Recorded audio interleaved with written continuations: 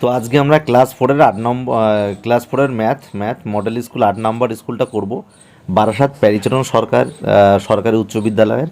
তো এক বলেছে নির্দেশ মতো উত্তর দাও, তো এক দাগ বলছে দেখো এরাটোস্থেনিস কোন দেশের গণিতজ্ঞ ছিলেন, তাহলে একের উত্তর হচ্ছে এরাটোস্থেনিস গ্রিস দেশের গণিতজ্ঞ ছিলেন।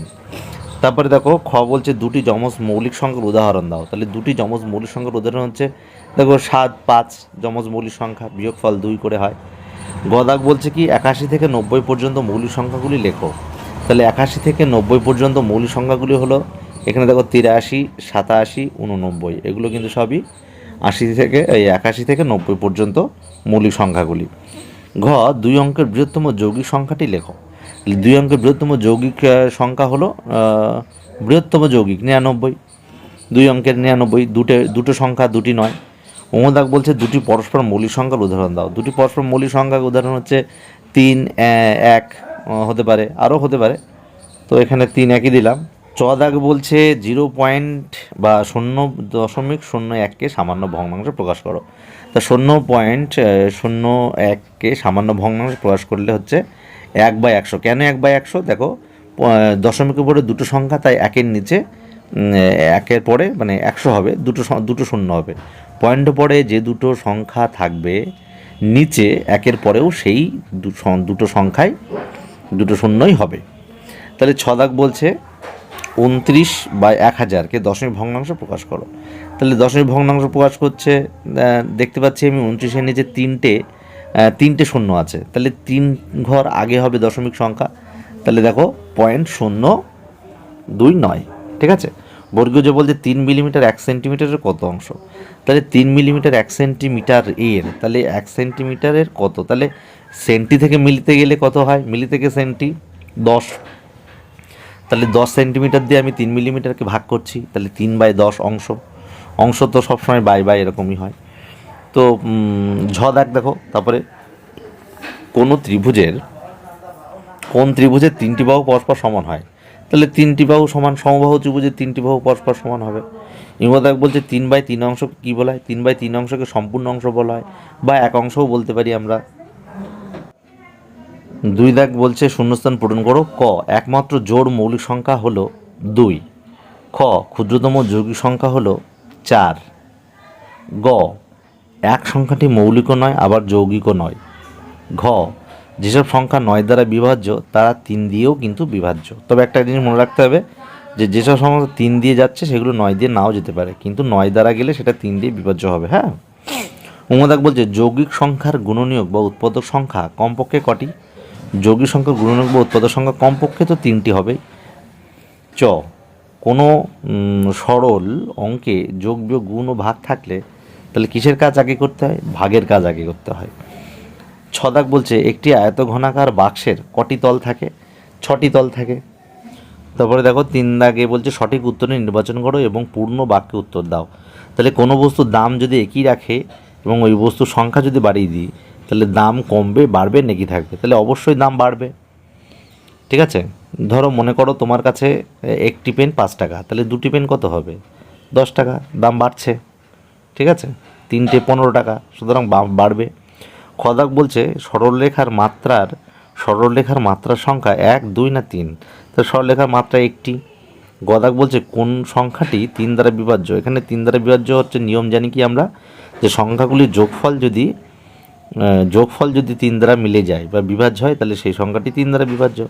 তো আমরা দেখতে পাচ্ছি 1, 2 মানে 125, 1, 2, 5কে যোগ করলে হচ্ছে 8, 8 3 দ্বারা যাচ্ছে না, 230কে যোগ করলে হচ্ছে 5, 5 3 দ্বারা যাচ্ছে না, তার মানে 531, এটা 5, 3, 1 যোগ করলে হচ্ছে 9, 9, 1, 3 3কে 9, তাহলে 531 যাবে, এটা তাহলে উত্তর হবে 531। গদাক বলছে 12 ও 20 এর লসাগু হলো, তাহলে 12 ও 20 লসাগু আমরা করলে পেয়ে যাচ্ছি কত, 60, আমরা সবাই জানি 12 ও 20 লসাগু 60। উমদাক বলছে 15 ও 25 এর গসাগু কত, তাহলে 15 ও 25 এর গসাগু অর্থাৎ 15 ও 25 কোন সংখ্যাটা দিয়ে 15 25 দুটো সংখ্যায় যায়, তাহলে এখানে 5 হবে, 5 দিয়ে 3 5 15, 5 5 25, তাহলে সমগ্রটাই যাচ্ছে, তাহলে 15 ও 25 এর গসাগু 5।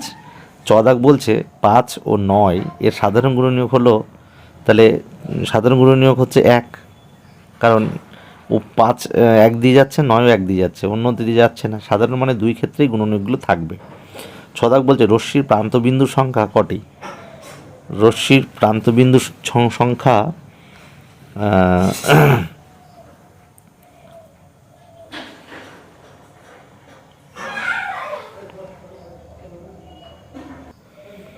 তাহলে একটি, রশ্মির প্রান্তবিন্দুর সংখ্যা একটি। আর বর্গজ বলছে কোনো ভগ্নাংশের লব একই রেখে হর বাড়ালে ভগ্নাংশটির মান কি হবে? কমবে, ঠিক আছে, কমে যাবে। তো তারপরে বলেছে 4-এর নির্দেশ মতো উত্তর দাও। ক, গুণনীয়কের সাহায্যে গসাগু নির্ণয় করো। 12, 15 ও 18। তাহলে 12-এর গুণনীয়ক আমরা করেছি, দেখো 1, 2, 3, 4, 6, 12। অর্থাৎ গুণনীয়ক মানে যেগুলো এই সংখ্যাগুলো দিয়ে 12 বিভাজ্য মানে যাচ্ছে, মিলছে। 15 দিয়ে গুণনীয়ক করেছি, দেখো 1, 3, 5 আর 15। 18 গুণনীয়ক করেছি 1, 2, 3, 6, 9 আর 18। তাহলে এই সংখ্যা 3-এর সাধারণ গুণনীয়ক কত? তাহলে দেখো সব ক্ষেত্রে গুণনীয়কগুলোর মধ্যে আমি একটা সংখ্যা পাচ্ছি, কি পাচ্ছি? 3। দেখো গোল করে দেখিয়ে দিয়েছি 3। তাহলে এই 3 হচ্ছে কিন্তু গসাগু, সুতরাং উত্তর হবে, গসাগু হবে উত্তর 3। তো খদাকে বলেছে গুণিতকের সাহায্যে লসাগু নির্ণয় করো 4, 8, 12। তো আমরা যদি গুণিতকে নর্মাল করতে যাই তাহলে কিন্তু বেশ বড় হয়ে যাবে। আমরা এই পদ্ধতিটা এখানে অবলম্বন করব। 4, 8, 12 এমনি নর্মাল লসাগু করে দিয়েছি। তো যেটাতে যাই করতে হবে, যে কোনো এখানে দেখো 3টি সংখ্যার মধ্যে যে কোনো দুটো গেলেই কিন্তু আমরা করতে পারি। তা 2 দিয়ে, যদিও 3টে যাচ্ছে, 2 দিয়ে আমরা করেছি। 2 দুগুণি 4, 4 দুগুণি 8, 8 দুগুণি 6 দুগুণি 12। আবার এই 2, 4, 6 আবার 2 দিয়ে গেছে। দেখো 2 1 2, 2 দুগুণি 4, 3 দুগুণি 6। তাহলে এবার লসাগু তো পাশের আর নিচেগুলো সবই নিতে হয়। তাহলে নির্ণয় লসাগু হচ্ছে এইগুলো সব গুণ করে দিয়েছি, 2 গুণ 2 গুণ 2 গুণ 3, অর্থাৎ গুণ করলে 24 হচ্ছে। তাহলে নির্ণয় লসাগু 24। গদাগ বলেছে সরল করো 1 বিয়োগ, তারপরে ব্র্যাকেটের মধ্যে 1/5 প্লাস 3/5। যাই হোক, তাহলে 1 বিয়োগ যে ব্র্যাকেটের কাজটা আমরা আগে করে নিয়েছি, তারপরে 1 থেকে 4/5 বিয়োগ করেছি, করলে নির্ণয় সরল ফল দেখো 1/5, অর্থাৎ 1/5ই উত্তর। তারপরে গদাক বলছে রীতা তার বাগানের ফুল গাছ বাঁচানোর জন্য বাগানের সব দিকে বেড়া দিয়ে ঘিরবে। পাশের বাগানের ছবি দেখে কত দৈর্ঘ্যের বেড়া লাগবে তা কষে দেখি। দেখো আমরা যে ছবিটা এখানে দেখতে পাচ্ছি, সেই ছবি অনুযায়ী আমরা বেড়া লাগবে মানে কি পরিসীমা, অর্থাৎ চারপাশে। তাহলে চারপাশের যে দৈর্ঘ্যগুলো রয়েছে, অর্থাৎ এখানে দেখো রয়েছে 14, 5, 12, 6, 2, 11, এগুলো যোগ করে দিলে উত্তর হয়ে যাবে। তাহলে এগুলো যোগ করেছি, দেখো উত্তর হয়েছে 50। তাহলে উত্তর হয়ে যাবে 50 মিটার বেড়া লাগবে। তো দেখো 5-এর বলেছে সরল করো 25 বিয়োগ সেকেন্ড ব্র্যাকেট দিয়ে 16 প্লাস 3 গুণ ফার্স্ট ব্র্যাকেটের মধ্যে 8 বিয়োগ 5, তারপরে ফার্স্ট ব্র্যাকেট শেষ, সেকেন্ড ব্র্যাকেট শেষ। তাহলে আমরা নিয়ম অনুযায়ী কিন্তু করব, ফার্স্ট ব্র্যাকেটের কাজ আগে করব, যা আছে তাই পাঠাচ্ছি। 25 বিয়োগ 15 যোগ 3 গুণ, এবার দেখো 8 থেকে 5 বিয়োগ করছি 3। তাহলে ফার্স্ট ব্র্যাকেটের কাজ হয়ে গেলে তাই তুলে দিলাম, সেকেন্ড ব্র্যাকেট দিলাম। এবার সেকেন্ড ব্র্যাকেটে কাজ করব। সেকেন্ড ব্র্যাকেটের মধ্যে দেখতে পাচ্ছি 16 যোগ 3 গুণ 3। তাহলে গুণের কাজটাকে করব, তাহলে 3 3 9। তাহলে সেকেন্ড ব্র্যাকেটে কাজ কিন্তু এখনও হয়নি। তাহলে 16 যোগ 9, তাহলে 25 বিয়োগ 16 যোগ 9 যোগ করলে 25 হচ্ছে। তাহলে 25 থেকে 25 গেলে 0, তাহলে নির্ণয় সরল ফল 0। খদাক বলছে যে মৌলিক উৎপাদকের বিশ্লেষণ করে গুণ করো। তাহলে 135 গুণ 24। তাহলে 135 গুণ 24, 24কে দেখো আমরা মৌলিক উৎপাদক বিশ্লেষণ করে পাচ্ছি। ডান সাইডে আমরা মৌলিক উৎপাদক বিশ্লেষণ করে কি পেলাম? 3টে 2 এবং একটা 3 পেলাম, ঠিক আছে। তাহলে তাহলে এইগুলো দিয়ে আমরা কি করব? গুণ করব। 3টে 2 এবং একটা 3, যেহেতু 24-এর মৌলিক উৎপাদক হয়েছে তাই আমরা গুণ করলাম। প্রথমে 135কে 2 দ্বারা গুণ করেছি, হয়েছে 270। তারপরে দেখো দুটো 2 এবং একটা 3 গুণ রয়েছে, তাহলে 270কে আবার 2 দ্বারা গুণ করেছি, হয়েছে 540 গুণ 2 গুণ 3। আবার 540কে 2 দ্বারা গুণ করেছি, হয়েছে 1080। 3 দিয়ে গুণ করবো, লাস্টে 3 পড়ে রয়েছে, তাহলে 1080কে 3 দিয়ে গুণ করলে হচ্ছে 3240। তাহলে নির্ণয় গুণফল 3240 উত্তর হয়ে গেল। গদাক বলছে উৎপাদককে বিশ্লেষণ করে ভাগ করো। তাহলে 5481কে ভাগ করতে হবে 63কে। তাহলে 63কে আমরা উৎপাদক বিশ্লেষণ করি। তাহলে 63কে উৎপাদক বিশ্লেষণ করলে দেখো 3 দিয়ে দিচ্ছি প্রথমে, 3 21 63, আবার 21 যায়, 3 7 21। তাহলে 63 হচ্ছে 3 গুণ 3 গুণ 7। তাহলে এই 5481কে আমরা 3 আর 7 এই 3টে সংখ্যা দ্বারা ভাগ করব। প্রথমে 3 দ্বারা করব, যত হবে, তারপরে দেখো আবার 3 দ্বারা করেছি, আবার যত হয়েছে তাকে আবার 7 দিয়ে করেছি, লাস্টে যেটা হবে সেটাই উত্তর, অর্থাৎ উত্তর হয়েছে 87। তাহলে এটাই উত্তর। তো 5-এর ঘ বলছে 15টি লিচু এবং 20টি কলা পূর্ণ সংখ্যায় কতজন বালকের মধ্যে সমান ভাগে ভাগ করে দেওয়া যাবে? প্রত্যেক বালক কটি লিচু ও কটি কলা পাবে? তাহলে দেখো ঘ দাগে বলেছে, তাহলে 15 ও 20 এর গসাগু হবে নির্ণয় উত্তর, কারণ 15 20 5 দ্বারা যাচ্ছে, 5 জনকে দেওয়া যাবে 3টি করে আর 5 জনকে 4টি করে।